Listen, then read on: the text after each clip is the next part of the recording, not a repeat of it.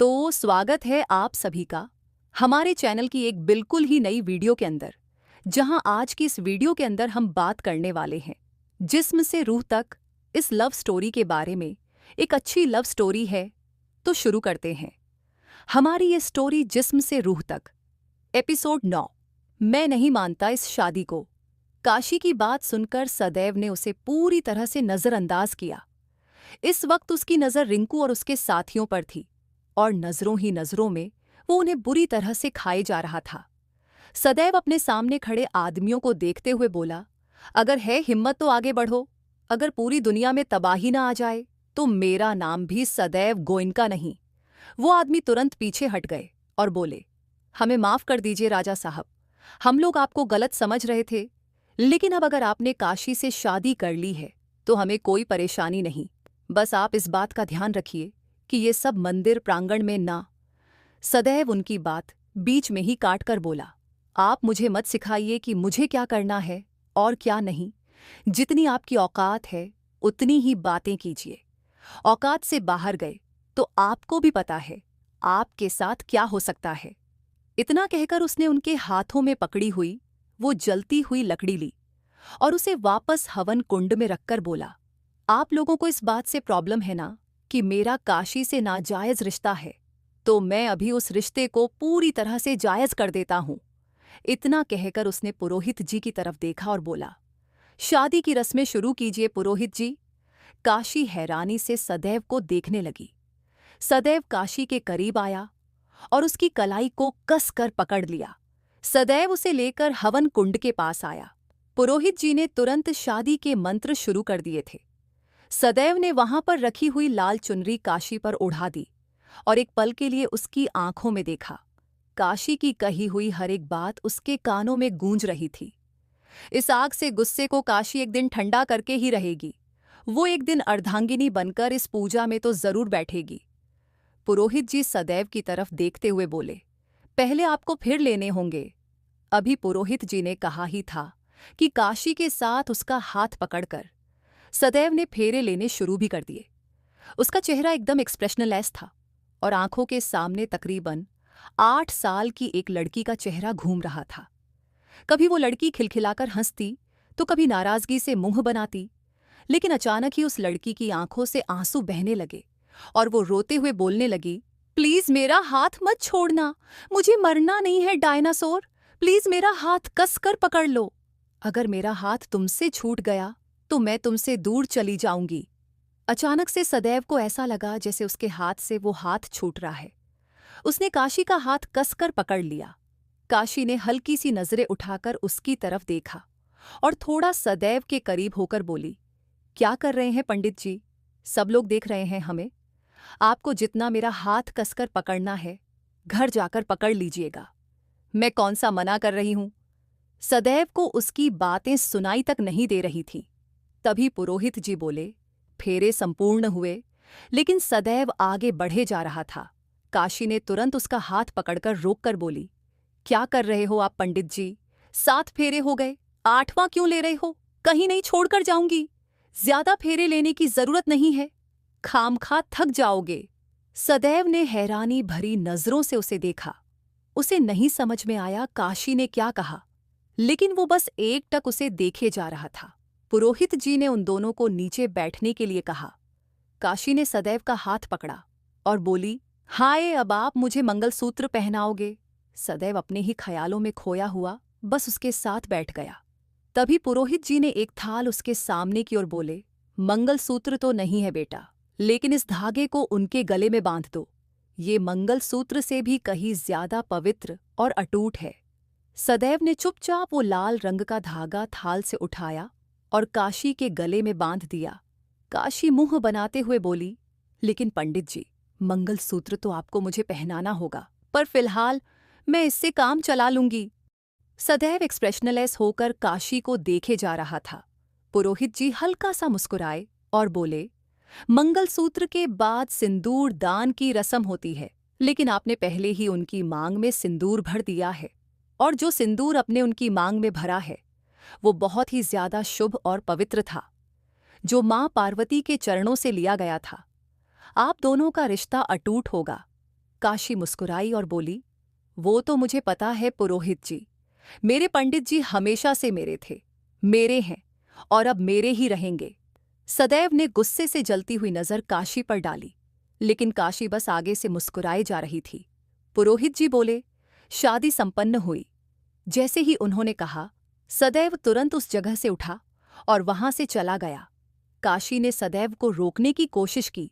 पंडित जी रुकिए तो, मुझे तो अपने साथ लेकर। अभी वो बोल ही रही थी कि रिंकू उसे देखकर हंसा और बोला, आज तेरे पंडित जी तुझे इस शादी के मंडप में छोड़कर गए हैं, कल को इस शहर में छोड़ जाएंगे और फिर इस शहर की गलियों में भटकती रहियो। पर कोई बात नहीं, तेरा जब मन हो तू मेरे पास आ सकती है, मैं तेरा अच्छे से ख्याल रखूंगा। उसकी बातें सुनते हुए काशी का चेहरा गुस्से से कांप रहा था। वो एकदम लाल होते हुए बोली, मेरे पंडित जी मुझे कभी छोड़कर नहीं जाएंगे, कभी नहीं। इतना कहकर वो तुरंत वहां से चली गई। धीरे धीरे भीड़ भी वहां से हटने लगी थी। गोइंका विला सदैव अपने कमरे में था और ड्रेसिंग में अपने कपड़े पहन रहा था। वो मिरर के सामने आया और खुद पर परफ्यूम्स स्प्रे करने के बाद उसने अपनी वॉच पहनी और टेबल पर रखा हुआ ओप्पो हिस एक्सोम 333 के अपना फोन उठाकर बाहर आया। जैसे ही अपने कमरे से बाहर कदम रखा, उसे कुछ आवाज सुनाई दी।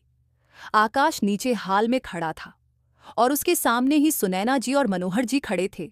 मनोहर जी बोल रहे थे, हमें आपके साहब से मिलना है, उन्होंने हमारी बेटी से शादी की है, उनसे रिश्ता है हमारा, आप ऐसे हमें उनसे मिलने से नहीं रोक सकते।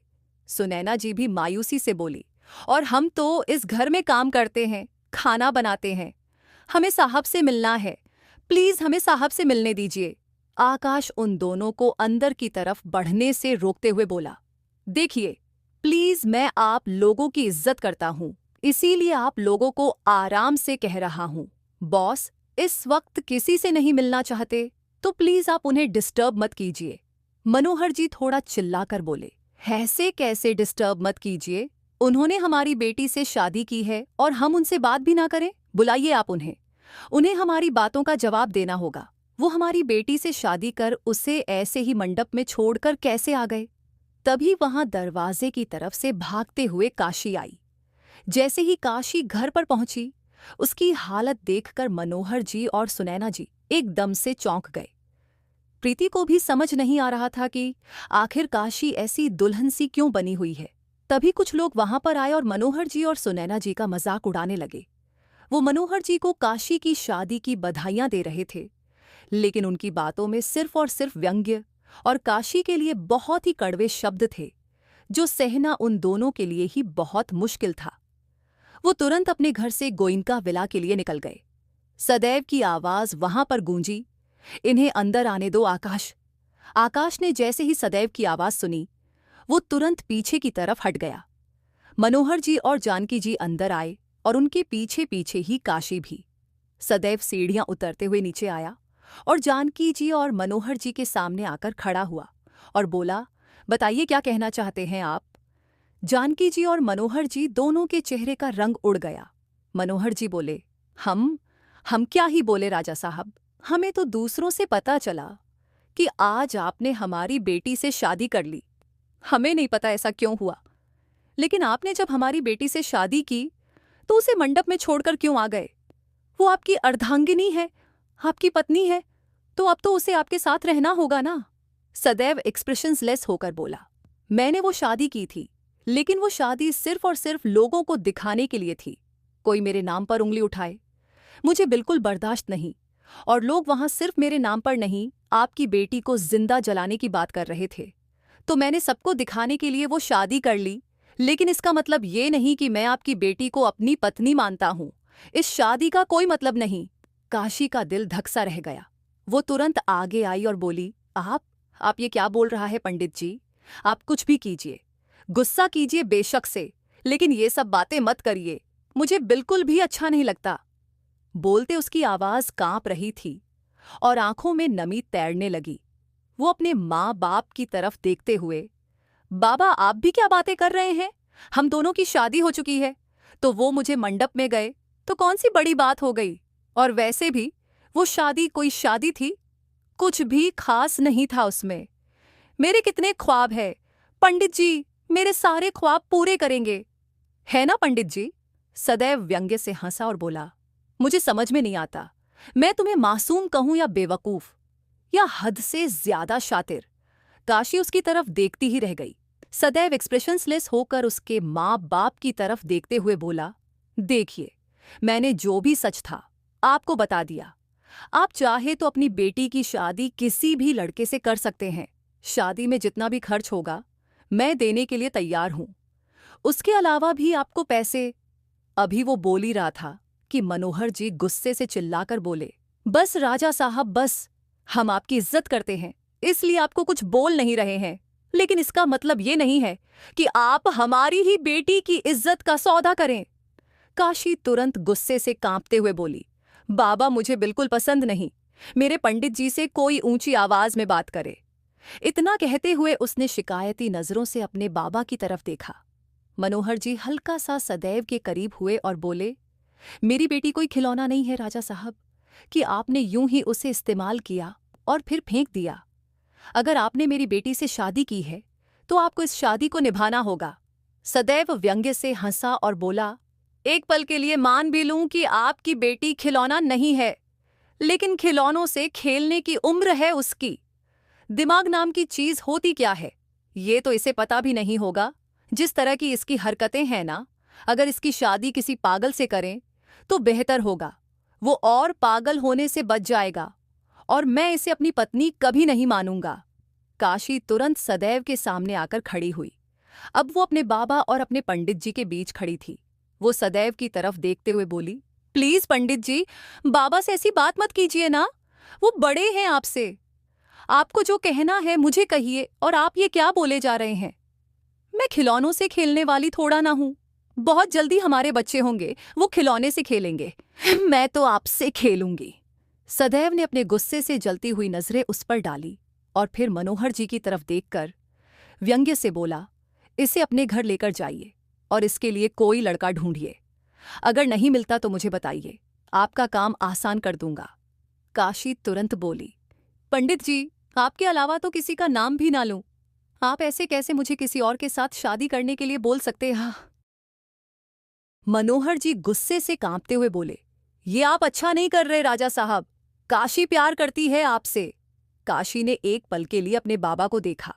सदैव बिना किसी एक्सप्रेशन के बोला, लेकिन मैं नहीं करता और ना कभी करूंगा। अब चुपचाप इसे लेकर यहां से चले जाइए, मुझे फालतू का ड्रामा पसंद नहीं। इतना कहकर सदैव तुरंत वहां से दूसरी तरफ चला गया। काशी तुरंत उसके पीछे पीछे जाने लगी, लेकिन जल्दी ही मनोहर जी ने उसका हाथ पकड़ा और गुस्से से कांपते हुए बोले, चलो यहां से। काशी रोते हुए बोली, नहीं बाबा, मैं आपके साथ कहीं नहीं जाऊंगी, मुझे मेरे पंडित जी के पास। अभी वो बोल ही रही थी कि मनोहर जी ने एक जोरदार थप्पड़ उसके गाल पर जड़ दिया। काशी की आंखों से आंसू बहने लगे। सुनैना जी तुरंत उसके पास आई और उसे संभालने की कोशिश करने लगी। मनोहर जी काशी की तरफ देखकर एकदम सर्द लहजे में बोले, इसे घर लेकर चलिए और इसे तैयार कीजिए सुनैना जी, आज ही इसकी शादी होगी और उस लड़के से जिसे हम इसके लिए चुनेंगे। काशी एकदम सुन्न रह गई। आगे जारी है।